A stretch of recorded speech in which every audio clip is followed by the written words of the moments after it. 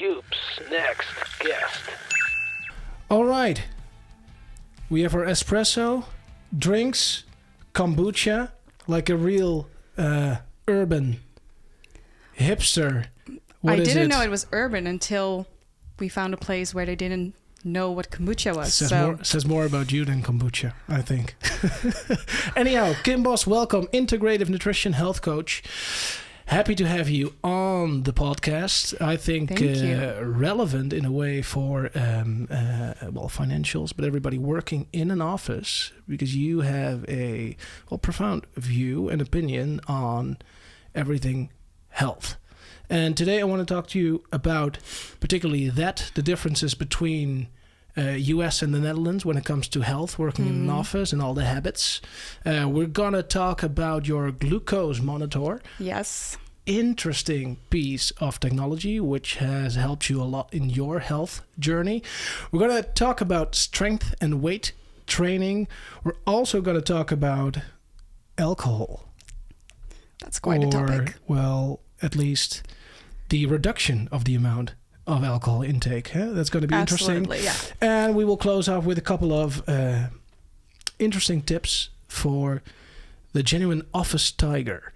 Anybody who spends his days in the office, who is not particularly at the peak of his health, should watch this episode and wait for we have some good tips. The 3 tips. Yeah. Okay, we're going to start at the beginning. We lived for half a decade in New York. Yes. When you say it like that, it sounds like an awful long time. It is half a decade. Yeah. Quite a bit. You moved from a career in the legal industry to, you're moving out of the legal industry. But in the US, you still, you were in touch with the industry, not from a content perspective, but you did work. Yes. At a law firm on 3rd and 52nd, I believe. 45th, I guess. 45th, yeah. somewhere pretty close. Somewhere Midtowny. Yeah, Midtowny. And you were a executive assistant to the COO of one of the major real estate law firms in New York, Rosenberg and Estes. Yes, that's right. And in this period, you have come across some interesting health habits which prevail mostly in the US. What did you learn? Well, first of all, that the food is completely different and that I didn't know about a lot of things the people were eating, that I had no clue what it was. A bologna sandwich. Bologna sandwich. It's just a roll with... Isn't that for kids? Meat. I don't think so, is it? Maybe. I didn't know. I still don't know actually who eats it. A bologna sandwich. I think that's what the typical soccer mom would make for their 5-year-old when they go off to do a game on Saturday morning. But possibly. But maybe at a law firm too. There might be some of those people around. Yeah. Who knows? So bologna sandwich. Okay, what else? So what was most interesting to see is that there were often pizza lunches. So there was a meeting. Delicious. Yeah, I mean, you were happy probably with your pizza lunches.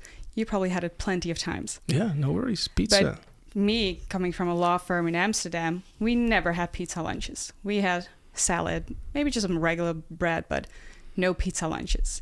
And there was always cake. Every birthday was celebrated. In the US, there was always cake. Yes, and not just any type of cake, like the big layered cake with 5 layers, lots of colorings, lots of fillings. It was amazing how many cakes there were and how happy people were when a cake would come around, which was every month. Every month, birthdays were celebrated from that month. But and in a law firm with 250 lawyers walking around, it was quite a bit. Am I exaggerating? No, I mean that was the entire firm, but my department was the one who were celebrating all the birthdays. Right, and whoever birthday it was, they would typically bring in the cake, or the company did it for them. The company. Yeah.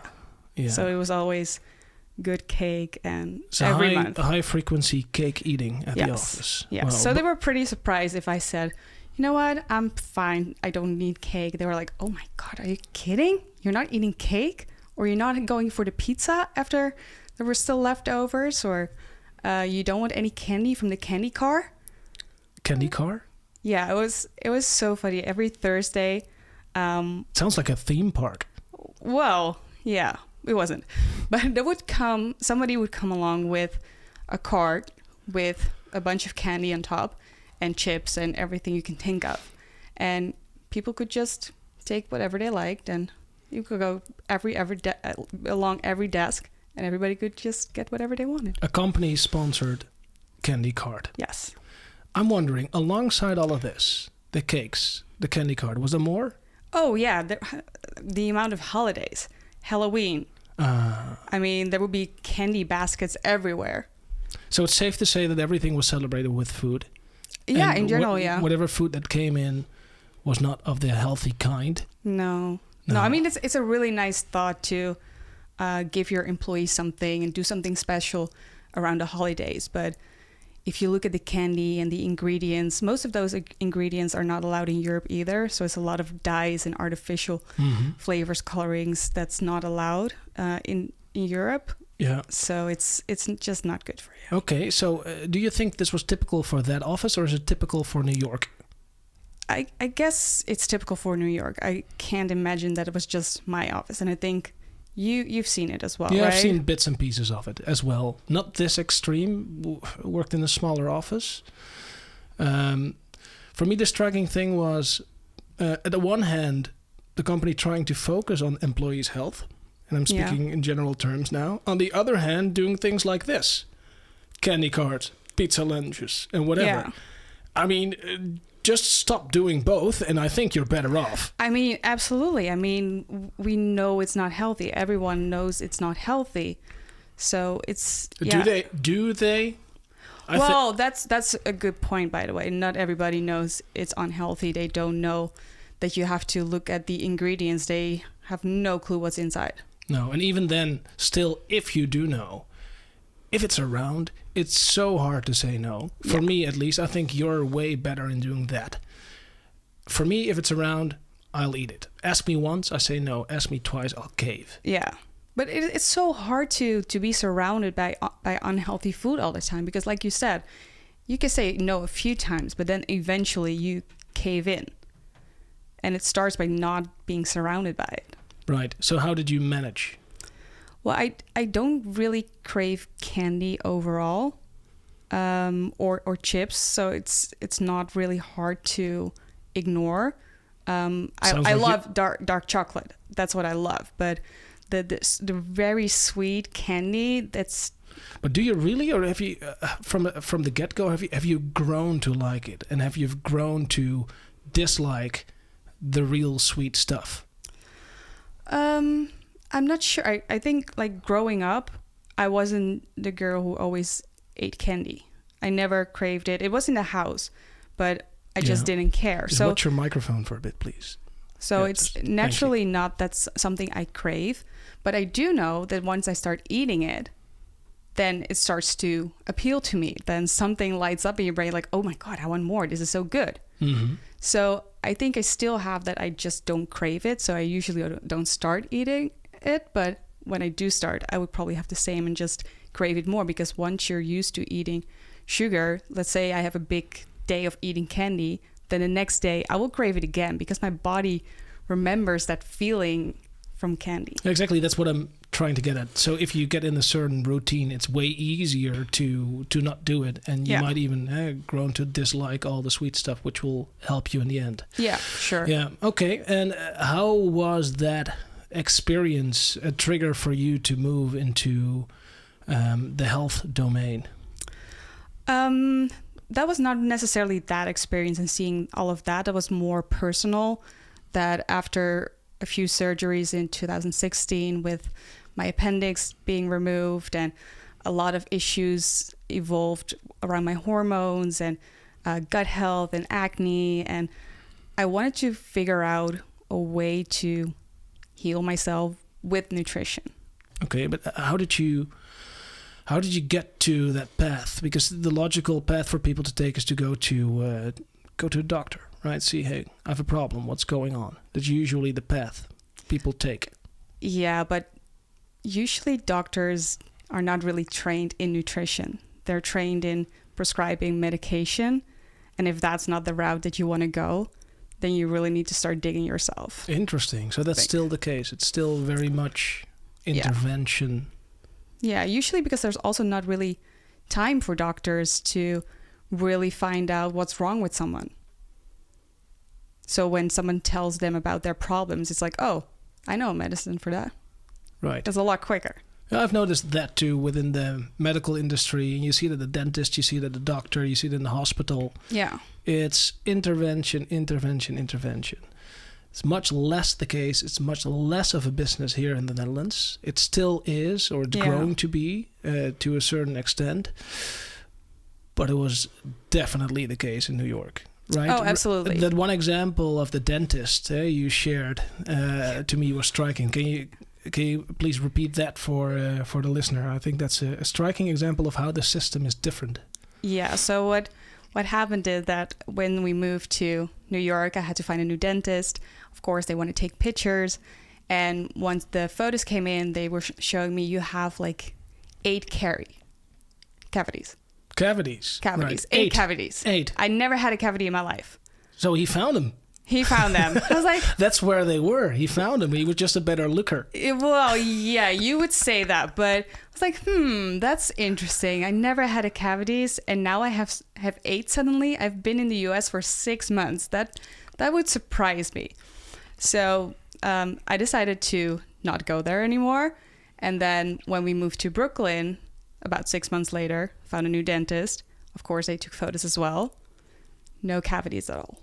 Okay, but there's also 2 American doctors, dentists. So there was one who was basically trying to just reel in your insurance money for nothing. How do 8 cavities magically disappear over the course of a couple of months? Well, they weren't there in the first place. It's I insane. mean, I think it's pretty scary because if I would decide to go with that dentist, he would do... I don't know how to say that in English. What is what? When you have cavities. Yeah, well, they close them up. Well, yeah. Yeah, okay, and it would be expensive. This is the whole point. It was extremely expensive. I think it was 2,000 per cavity or something. Yeah, insane. And I have the same thing with my wisdom tooth, right? I try to pull it. And there's plenty of those stories around. So I think it's safe to say that the whole system is... it's a bit screwed, to say it a bit unpolitely. But at the same time, what I do like about the US is that you also have a lot of functional medicine doctors. And their principle is to look at the root cause of your symptoms. So that's a pretty big movement now as well. So while you have like the traditional intervention, you also have a big movement of functional medicine doctors that say, hey, let's really look into your problems. Like what's really going on? Okay, so these are the Mark Hymans of this world. Yeah? Yes. So that's one of your, I would say examples. I learned so much you've from got him. all his books around the house. Yeah, his books, his podcast is great too. The Doctor's Farmacy. He speaks to so many doctors in the field about different topics, and he really gives practical tips for a lot of solutions: how to restore your gut health, how to restore skin health, how to lose weight, what's going on, and hormones. He discusses everything. Okay, so here we have tip number 1, Mark Hyman's podcast and his definitely books. Check it out. Great. Okay, US Netherlands, quite the difference. Portion sizes. That's the thing you've mentioned as well. Yes, it's just so much bigger. I mean, if you would have a sandwich here, it would be like just a small. You would say it's small now. Yeah, but we have sober sandwiches. It's plenty. That's the other extreme. Yes. There's a Dutch sandwich. You need to close the window because it will just blow out of your hand. And then you have the American sandwich. It's heavier. You can feed a family with it, right? Yeah, you sure can. Yeah. So portion sizes for sure. The refillable sodas you can get. You can just buy one soda and then you can just refill it unlimited amounts. In restaurants. Not all restaurants, but if you go to, what is it? The Wendy's. Yeah, that's a diluted powder Cokes, basically. Yeah. It's it tastes horrible as well, but you throw in $4 and you have an unlimited supply of something that will, in the end, it might kill you. Liquid diabetes. Liquid diabetes. Yes. That's intense. So portion sizes. And some other differences you talked about was some ingredients not being allowed in Europe, but they are allowed in the US. So it's a bigger portion. The ingredients often are worse to your health, right? Yeah. There's more sugar on average in a similar product. Yeah, everything tastes more sweet. There's more salt. Yeah. So from a couple of different dimensions, yeah, it is like if you're gonna decide to eat a bit unhealthy, it's 10 times more unhealthy than it would be here. And it's easier. It's available. Yeah. It's everywhere. So after 5 years, I developed a rash on my arm. Yes, you did. It didn't go away. Didn't know what it was. You told me it's probably food related. So we tried to do some exclusion methods to get it out. It didn't work. As soon as we moved back to the Netherlands, it disappeared. Within a couple of weeks, it was gone.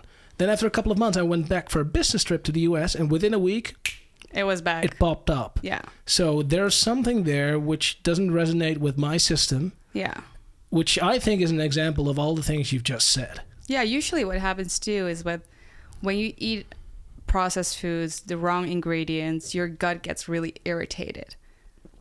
And usually then it's when you see skin symptoms as well. So that's the reason why with your clients you focus a lot on gut health? Yeah, for sure. Gut health, blood glucose balance, hormones, what you eat, how you eat. Blood glucose. Why is that important? I feel like it's the foundation of, you can say like the foundation of your house. If you don't have balanced blood glucose, everything else goes wrong. And you can think of things like low energy or mood problems, skin issues, but also more serious chronic issues like heart issues, diabetes, infertility, acne, other skin-related issues. There's a lot that comes with a list. Unbalanced blood glucose. Yeah, and most people do have dysregulated blood glucose, and they don't know it. Right. So it's the food that impacts your gut health, and if you have low gut health, there's a range of issues that you don't want to have, but most people do have, affecting your well-being. Yeah. Okay, so glucose, and now, well, I know that you have this nifty little piece of technology on your arm right now. Yes. Maybe you can show it. And that's a glucose monitor. Yes, it's a continuous glucose monitor. Yeah, I'll show it like this. Right, it's a white thing, and there's a needle that sticks in your it's arm. A tiny, tiny needle. Yeah. Okay. And it's easy to apply. You just... What does it do? So it's a continuous glucose monitor, which means it monitors my blood glucose continuously. And if I can explain it shortly, whenever we eat, our blood glucose rises. And that mostly happens when we eat a lot of sugar and starch. Your blood glucose will spike. And that's something you want to avoid.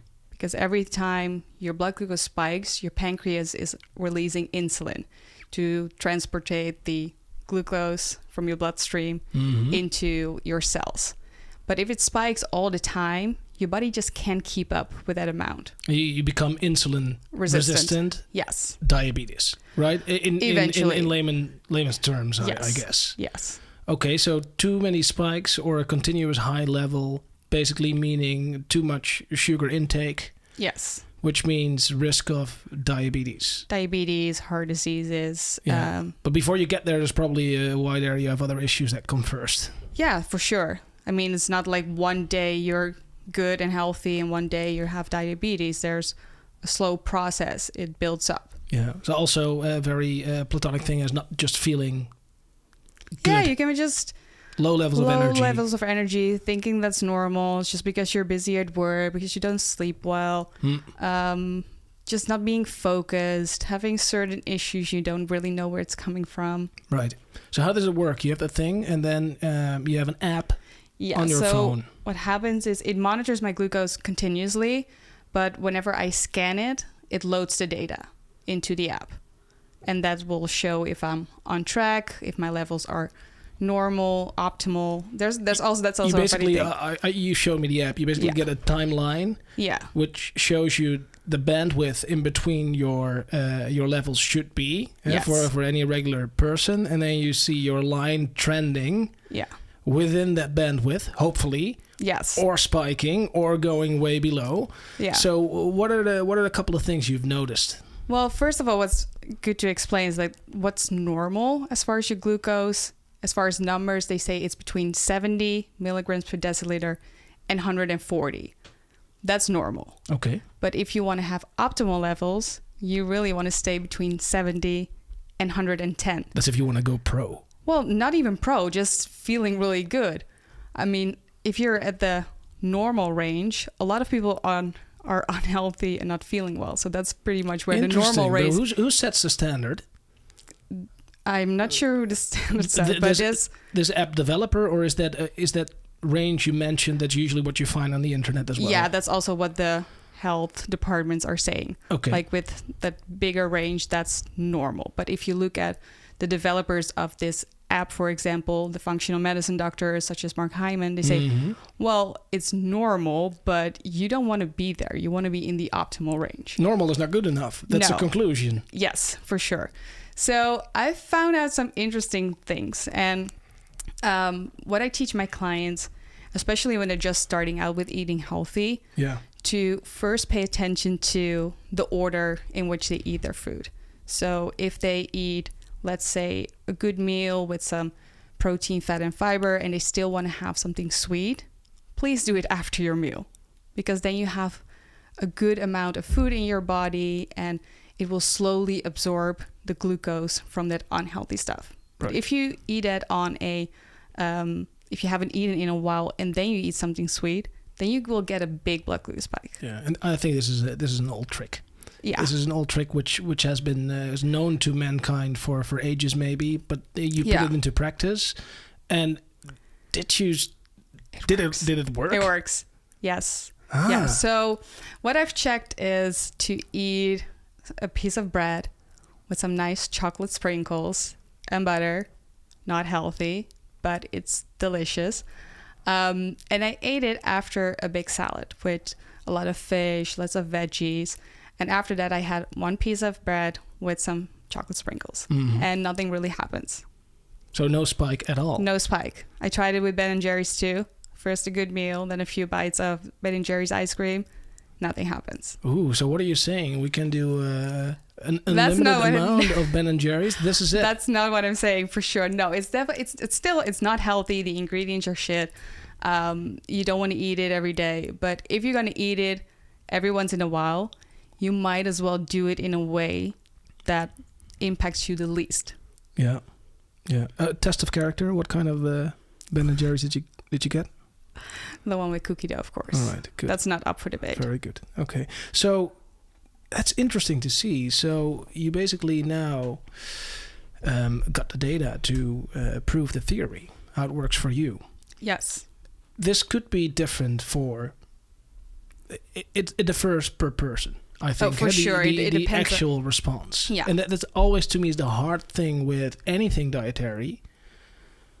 Yeah. It's so complex. That's what I've learned from you.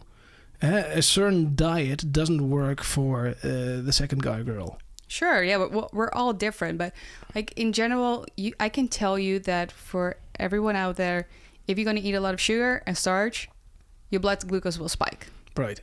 So that's not really like complicated or anything. The amount it will spike, that will vary. So tell me an example where you did see it spike. Well, that was actually yesterday, and I was pretty much in shock. It was a roll made from spelt piece of bread, and on top of that, I put ham with mustard. Yeah. And I had the biggest spike I've ever seen. And I already applied one other trick, and that was to have a glass of water with apple cider vinegar before. But still, the spike was huge. I've never had a spike like that before. I think my glucose increased from... It had a 65 increase. So you really want to... The max you want to have an increase is 30. So you got the order right. But still, this piece of bread, it got you through that limit. Yes, and I've tried sourdough bread and other types of bread, no glucose spike, but this type of bread, it spiked my glucose through the roof. Interesting. Yeah. Interesting. So that's very specific. Yes, and what to say, you would not expect it. Like a few weeks ago, I had some birthday cake, and I didn't have any vinegar with me. I didn't have time to eat a salad before. So I was like, okay, whatever. I'm going to eat it. It's good for the experiment anyway. And the spike was less than with the piece of bread I had yesterday. So that's the last time you've had that particular piece of bread? Yes. The Interesting. next time I stick to other types of bread. And we're talking about trying to prevent spikes in glucose. We're not talking about calorie intake, because in the end, the order in which you eat it, it doesn't really matter. It ends up in your system. So this is not a free pass to eat as much Ben & Jerry's as you want, right? That's not the point you're trying to make. This is just a very particular aspect of getting right. Yeah, I mean, you can notice the effects in your energy, your mood. If you just get the order right, people have even lost weight by just changing the order in which they ate their food. Wow.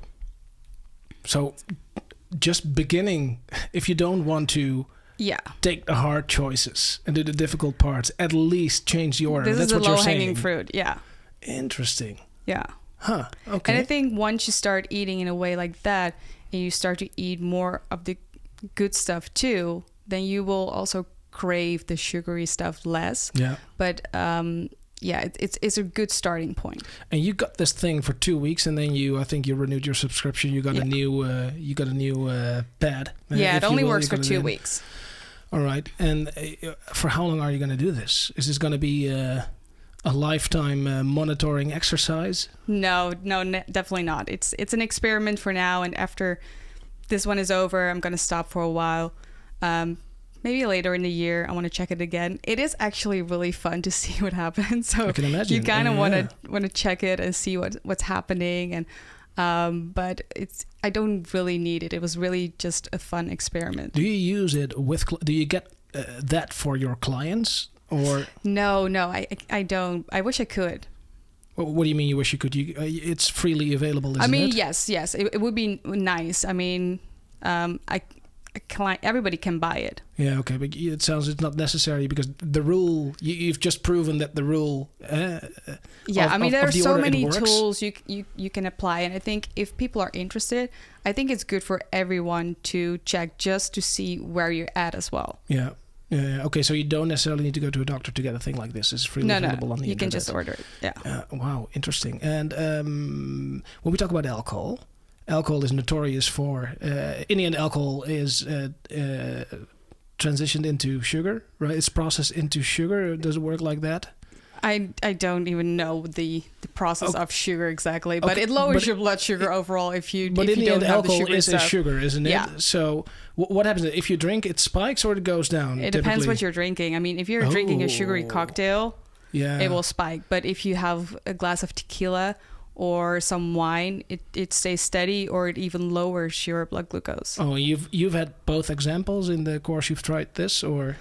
No, not really. No, of course not. No. You haven't been drinking that much. No. I think this is a brilliant segue to the next topic, and that's going to be alcohol, or at least the reduction of alcohol intake. Yeah. And we had a great summer, the summer of 23. The summer we came back in Amsterdam. A lot of drinks. First summer back in Amsterdam. We had a lot of friends over. A lot of drinks, barbecues in the garden. And September came around, and we said, okay, maybe, just maybe, we're going to stop drinking for a bit.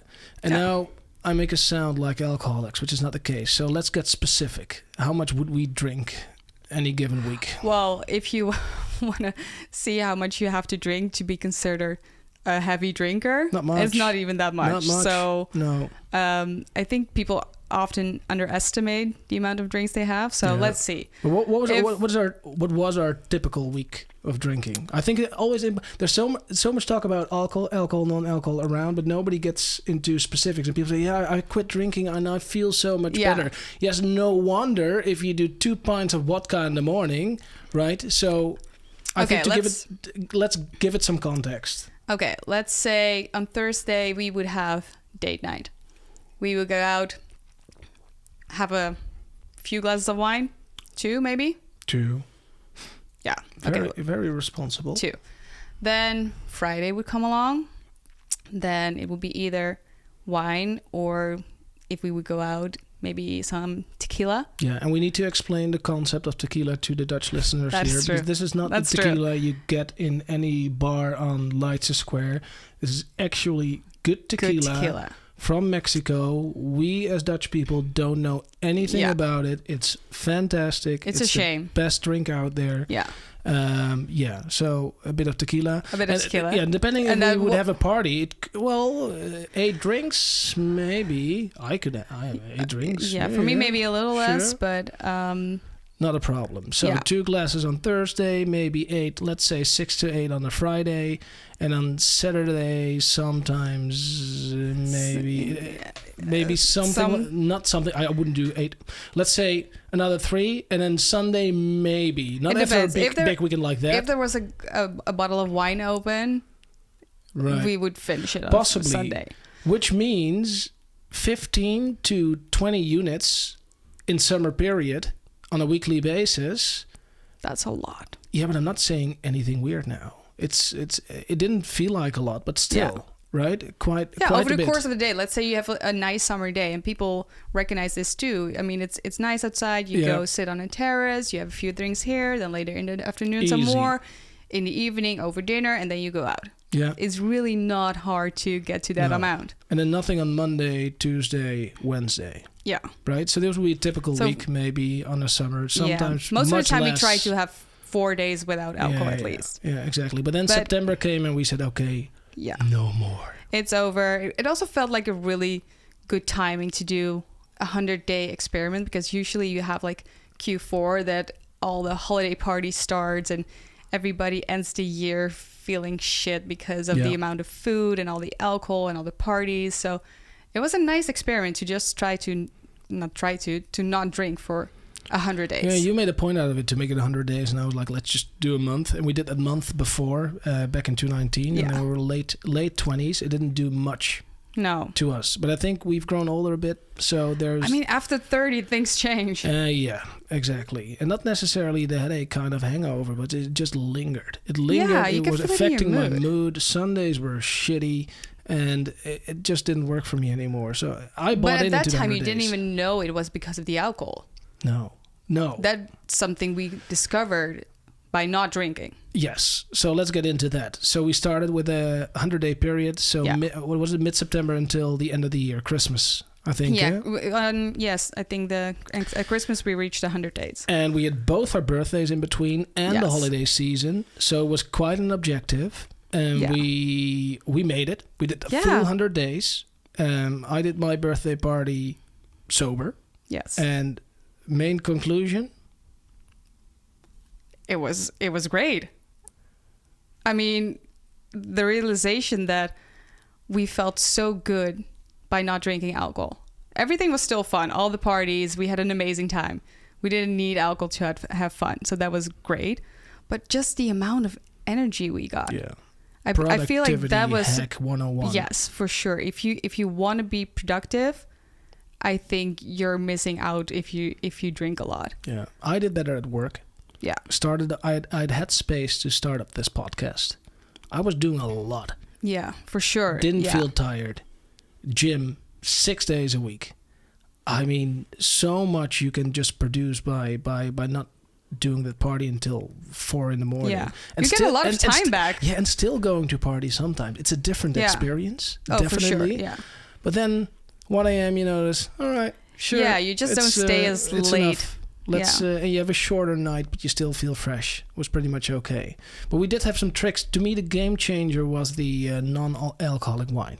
Oh, yes. Yeah, I feel that's a really easy way to start not drinking, to just have a nice replacement drink. And definitely the sparkling wine, that is so good. I don't notice that it's alcohol-free. Yeah. And I think a lot of people that we let it try were very excited about it too. Yeah, but I needed something like that to get through the harder social moments where it would be expected or maybe just acceptable and the norm to drink a bit. It's just kind of boring to have a party and then you stand there with your glass of water.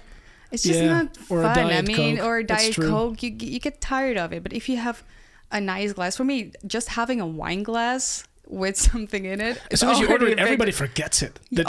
right? Exactly. You Nobody trick noticed. everybody into Yeah. thinking that you are drinking, and you don't do that consciously, but it just happened. It's somebody, oh, you're having a wine? No, yeah, well, yeah, sure. Yeah, you whatever. don't have to explain, but you're just part of it. Yeah. People want to cheers with you, and it just doesn't feel the same if you're holding your glass of Yeah. water. And it was actually a nice drink. I don't want to be drinking water, tea, and coffee all day. That's just not the nice thing to do. So the alcohol-free wines, the sparkling, the white wines, alcohol-free beers, you liked it as well? You got onto the alcohol-free IPA. I was like, what is going on, Kim? You're not a beer drinker at all. No, I don't like beer at all. But this is the botanical stuff with lemon peel, and I'm not sure if it still counts as a beer. It becomes a nice soft drink. Yeah. So having the alternatives helped. Yes. It also helped that we got an immediate benefit in terms of productivity. For sure. That Also, was nice. in the gym, Yeah. Gym too. workouts went better. Oh yeah. And slowly what it does to your physical shape. I mean, we were in shape, but this helped even better. It makes it a lot easier. I mean, Yeah. suddenly you don't have to think as much about it, how you eat, what you eat, because you're not drinking. Yeah. Yeah. And then if you think about it too, with alcohol, with all the sugars and the calories, it really adds up. Yeah. And then it's also a toxin, so your body is just inflamed. Yeah. And I think we also have to make the note here that we there are people around who get a drink and they cannot stop. And I think it's 8 to 10% of the people, they have this genetic proclivity towards the opioid effect of alcohol. I think it was Huberman who said this, right? The Huberman. Yeah, you told me about it after seeing his Right. podcast. And then I thought, okay, for those people, it's a necessity to stop. For us, it's not necessarily a necessity. So it made it easier. I was not longing for the moment to get back to alcohol. No. Because of the benefits, but also because it didn't do that to me. I would drink That too, but I think it also helped that we're doing it together. I feel like if your partner is still drinking and you're sitting there with something, it makes it so much harder. Now it was just easy because usually in the weekends we would go out to have a drink. Now we wouldn't do that. No. Which is difficult if still one of the parties is drinking. And also doing it for 100 days instead of a month, you cannot hide home. You need to go. You need to. Yeah, carry that's what on people usually do in the month, life. right? And that's why the dry January doesn't work. People just put their social life on hold. Exactly, and then that's exactly it. Yeah. So you don't get the opportunity to change your habits because it's a slow month anyway. It's so easy, and then you just get back into it's things. just a little reset, and then So the advice would be just try it for 100 days. See what it does to you. It's different for everybody. Yeah, but I'm pretty confident. I feel like that everybody will find a benefit, whether it's your energy, your physique, or your sleep, or your mood. I think it's worth trying, and you definitely need that 100-day period to just get used to it and just to continue life as you were always doing. Yeah, and we didn't go back to drinking as we did after the 100 days. We had a glass of wine over Christmas, I think. And How did you like it? Well, we were, No, I was shocked kind of that you, the taste of alcohol. Yeah. Right? You get used to it so much, and now we got a sip. Now, this is strong. It felt and we were straight up tequila drinkers, right? Now the wine felt like a glass of tequila. We had tequila neat. And the wine was a heavy drink suddenly. So it was not like, yay, we go back. Oh, this is so nice. We needed to get big. I felt like a 15-year-old having the first drink again. Now I suddenly understood why we were drinking sweet wine before we went to dry wine when we were younger, because it's just, you need to slowly get into it. Yeah. So we didn't go back to the way we did. And then now what? It's a couple of drinks a week, maybe 2. I think even not less. even a couple a week. I feel like not every week. And if we drink, it's maybe 1 glass or... Yeah. It feels really good. It's not in my system anymore. Like before, it was on Thursday would be like, oh, tonight we're going to go out and we're going to have a nice glass of wine. That's totally out of my system. Yeah, it is. And now it's more whenever it happens. Yeah, I'm just being comfortable to go to a party and say, oh, this is going to be a non-drinking party. Fine. Yeah, or I'm not going to drink today. Yeah. Let's see which is so fun. Let's see how long it will last. Because spring is around the corner and that changes people. Does it?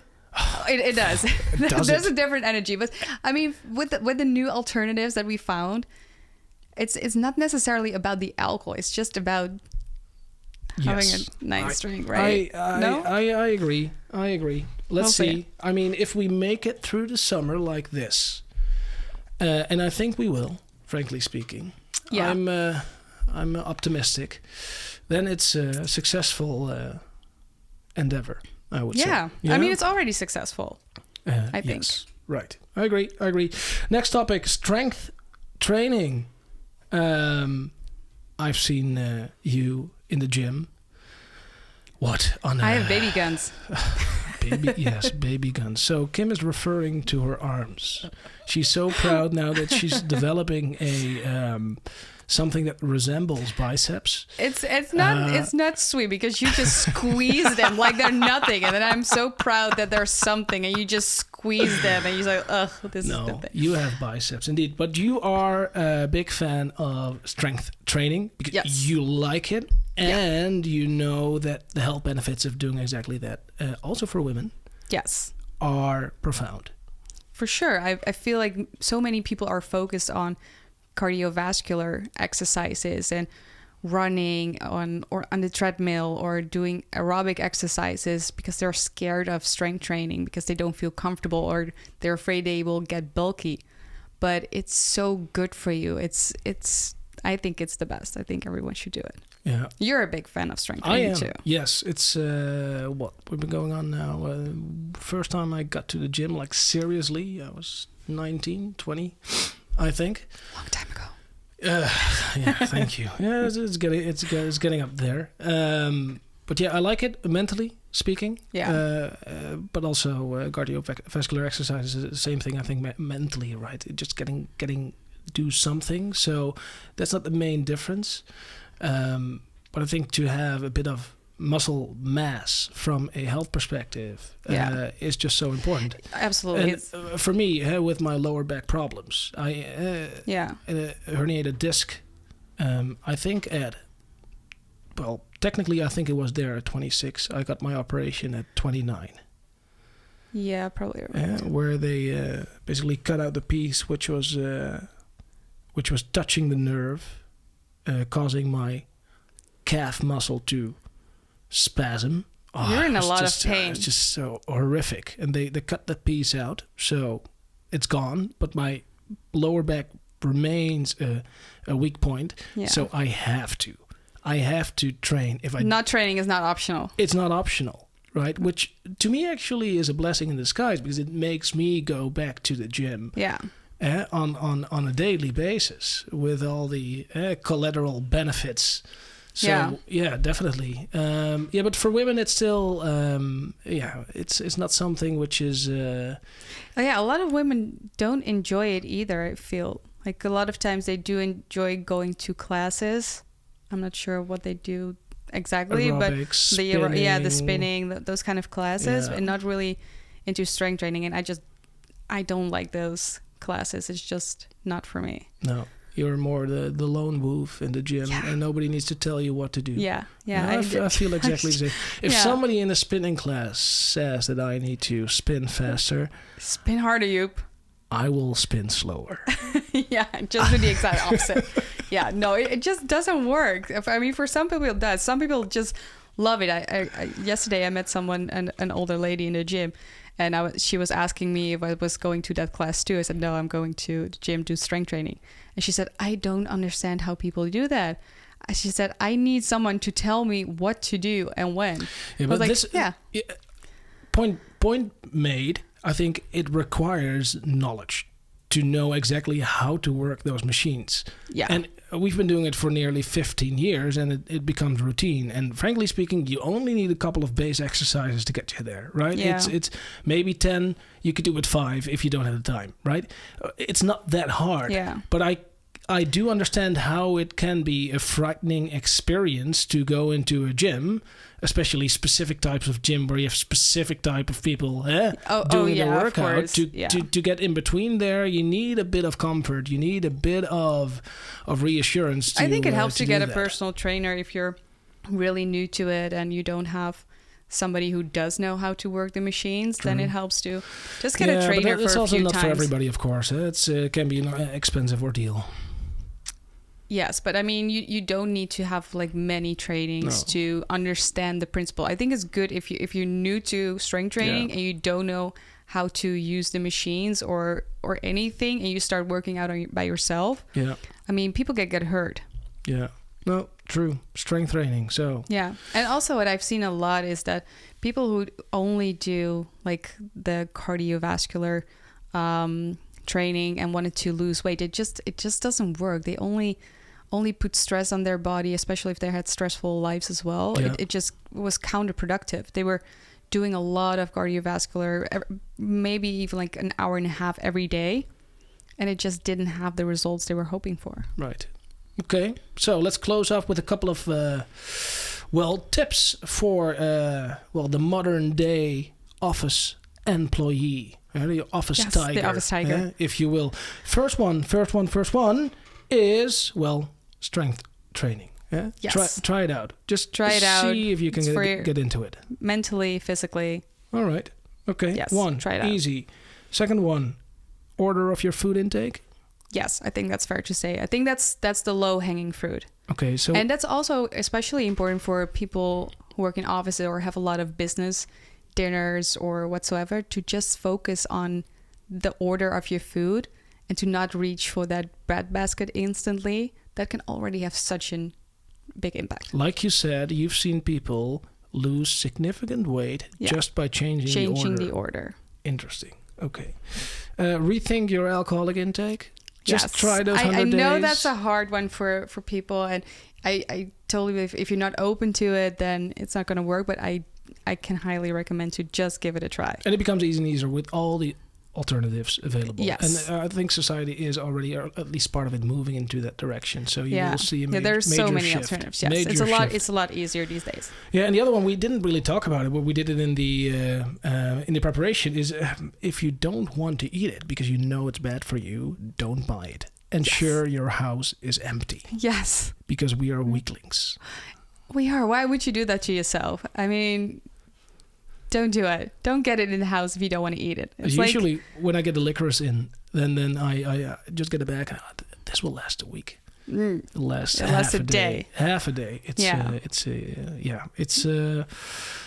Once you can see the bottom, it's like, I might as well finish. Yeah. Okay. And the other one we mentioned was Mark Hyman, right? Yes. To follow his podcast. Yeah. And the Doctor's Farmacy. Follow you on Instagram. Right. Which is what? kimbos.health. Okay. Great. Thank you. Thanks for joining. Thank you. All right.